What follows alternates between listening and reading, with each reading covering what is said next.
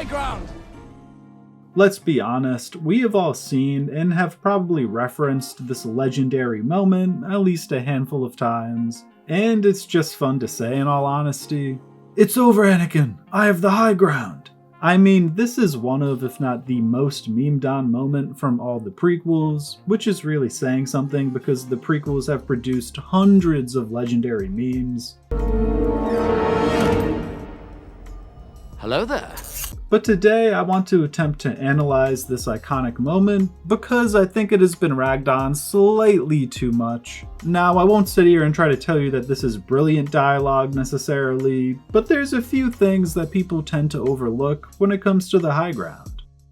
The first thing that most high ground detractors like to point out is the fact that Obi-Wan indeed did not have the high ground on Darth Maul, yet still managed to win their battle. But I think this moment at the end of The Phantom Menace only serves to set up Anakin's ultimate loss in Revenge of the Sith. I have always viewed Obi-Wan stating that he had the advantage with the high ground as his way of baiting Anakin into making a stupid move.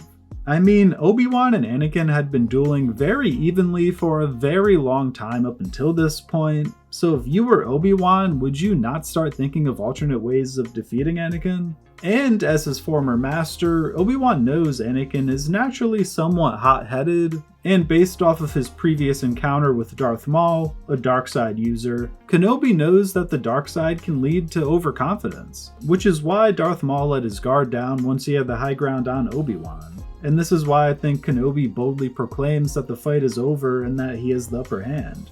He wants to frustrate Anakin into thinking that his former master has underestimated his abilities, when in actuality, Kenobi was planning on Anakin doing something very similar to his younger self in his fight against Maul. Only this time, Obi-Wan is on the other side of things and knows precisely how to counter this acrobatic leap from Anakin. And I actually think this is very in character because after Obi-Wan fights Maul, he changes his fighting style completely. He goes from Form 4 Ataru, which was a primarily offensive-focused lightsaber style of combat, to Form 3 Sorisu, which is more defensive-focused, and I think this encounter with the Sith really left an impact on Obi-Wan and led him to the belief that the best way to defeat a Sith is to be defensively sound and allow them to make a mistake fueled by their overconfidence. And let's be honest, Kenobi taking the high ground did lead to a massive fight-ending mistake from Anakin. And for most of the fight, we saw exactly this. Anakin aggressively on the front foot, and Obi-Wan being defensively sound, focusing on countering, waiting for his openings.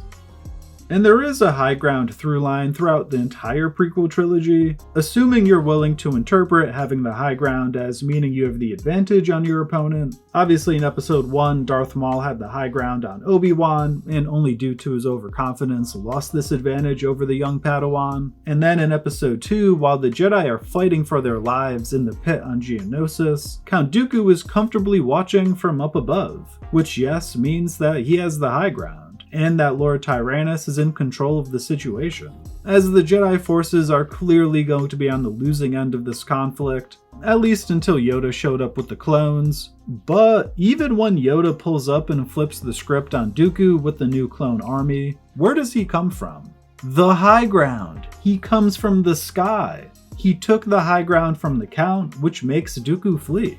And then obviously in episode 3 we get the famous moment where Kenobi once again proves how strong having the high ground truly is. Also, having the high ground on your opponent is a narrative trope that is used somewhat frequently in storytelling, even outside of Star Wars, and typically this visual of having one character standing above another is used to denote that there is a power gap or that one character is in control of the battle. And we actually see this a lot in anime, shonen primarily. Season 2 of Jujutsu Kaisen gives us a great example of this, as when Toji first fights teenage Gojo, Toji has the high ground standing above Gojo, denoting that he has the advantage. And given that Toji nearly kills Gojo, I'd venture to say that he certainly did have an advantage in this clash. But once Gojo awakens his full potential after nearly being killed by Toji, he ends up floating in the sky for their second fight, now denoting that Gojo has surpassed Toji, which is shown visually through him physically floating above his adversary. And I'd venture to say that this is also pretty accurate because he leaves a giant crater in Toji with a good old hollow purple. And listen, you may have never watched Jujutsu Kaisen, or any anime for that matter, which is perfectly fine. Just know that this visual of having the high ground is often used to denote which character is going to win a fight, and Star Wars was partially influenced by Eastern culture. George cited samurai and old Akira Kurosawa movies as large inspirations, so I think this visual trope is actually a fun addition to the Star Wars universe. Now, I understand how the arguments I've just laid out could come off as cope on my part, or that I'm trying to retroactively make sense out of a lazy and weird creative choice by George Lucas. That's not a crazy stance to have on all this by any means, and fair enough if you think I'm chatting absolute bollocks. But even if you don't want to accept the idea that Obi-Wan was baiting Anakin into making a stupid move, this series is very Shakespearean and on the nose with things, especially its dialogue. So it's not like this moment should really stick out from the rest of the trilogy. Take the scene where Anakin tells Padme about killing the Tusken Raiders, for example. He's shown trying to fix some random contraption in this scene, which is a great nod to the fact that Anakin is deeply troubled by not being able to fix the situation with his mom and save her. So he is subconsciously trying to fix something else to get his mind off of what happened to his mom. But yet he still just comes out and says, "I like fixing things. I'm good at it." Which throws all of this brilliant subtlety straight out the window. And to be completely honest, this is unnecessary dialogue and too on the nose for my personal taste. I prefer more subtlety in storytelling, and it frustrates me that we were so close to a beautiful subtle scene just for George to hit us over the head with an Anakin emotional outburst.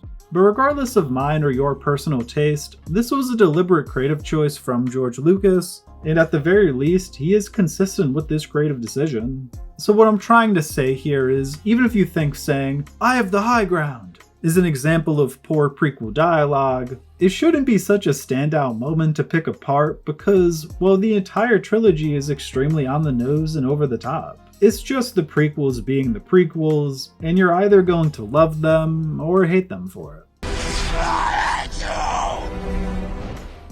Well, if you made it this far, please let me know in the comments, did I convince you that there's actual storytelling merit to having the high ground? Or do you still think it was a lazy way for George Lucas to end the fight? I hope you enjoyed the video, and if you did, please feel free to drop a like or a subscribe for more Screen Stories content. I've done a bunch of Star Wars themed videos and have both praised and taken some shots at the prequels in past vids, so you might find something you like. Until next time, peace.